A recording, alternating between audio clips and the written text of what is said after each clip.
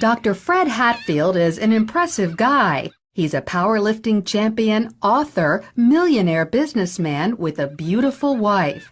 But he'll tell you his greatest accomplishment is killing his cancer, just in the nick of time. The doctors gave me 3 months to live because of widespread metastatic cancer in my skeletal structure. 3 months. 3 different doctors told me that same thing. It's a horrible, horrible feeling to have someone tell you that the person that you love only has 3 months to live and you're not going to be with him anymore. While Fred was preparing to die, he heard about an anti-cancer diet, also known as metabolic therapy. With nothing to lose, he gave it a try and was shocked when it actually worked. And the cancer was gone completely. To this day, there's no trace of it, and it's been over a year. Although it wasn't easy, Fred stopped eating carbohydrates because carbohydrates turn into glucose inside your body. Cancer cells love glucose and need it so badly that if you stop giving it to them, they die. And it just absolutely amazes me that medical science is just now finding this out. Fred's recovery was not a surprise to Dr. Dominic D'Agostino. His team of scientists at the University of South Florida study metabolic therapy.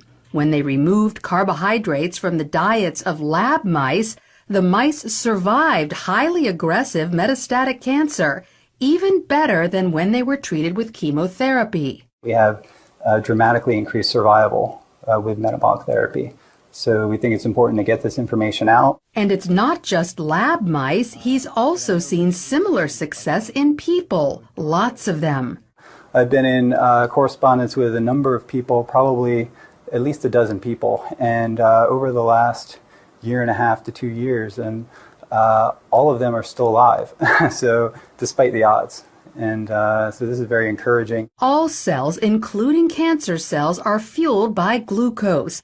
But if you deprive them of glucose, they switch to the alternate fuel ketone bodies, all except cancer cells. A defect prevents them from making the switch to using ketone bodies as fuel, and therefore cancer cells can only survive on glucose.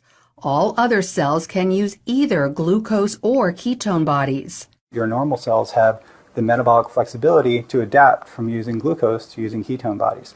But cancer cells lack this metabolic flexibility, so we can exploit that. People like Fred, who deprive their cells of glucose and fuel them with ketone bodies instead, eat what's known as a ketogenic diet. It consists of almost zero carbohydrates, but lots of natural protein and fat. You can go online and there's just cookbooks and, it's clean eating, just very clean eating. None of the sugars, the salts, the trash food. Natural proteins are ones in their original form, but processed meats like cold cuts and hot dogs are off limits because often carbohydrates have been added to them. Natural fats are in their original form, like olive oil, avocados, nuts, and also coconut oil. But stay away from trans fats such as shortening or margarine, which are man-made. Some people are afraid to try the ketogenic diet because they think all this fat is bad for their heart.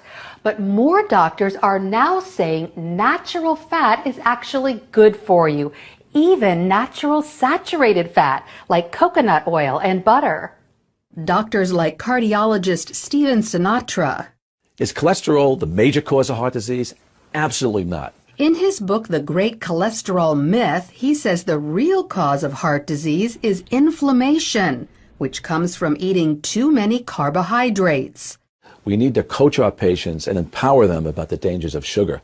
Unfortunately, they're not hearing that. They're hearing the converse, the dangers of fat. Fat is healthy for you, as long as you avoid trans fats. So by cutting back on carbohydrates and eating natural fats and proteins, you could improve your heart health and even wipe out cancer. Lori Johnson, CBN News.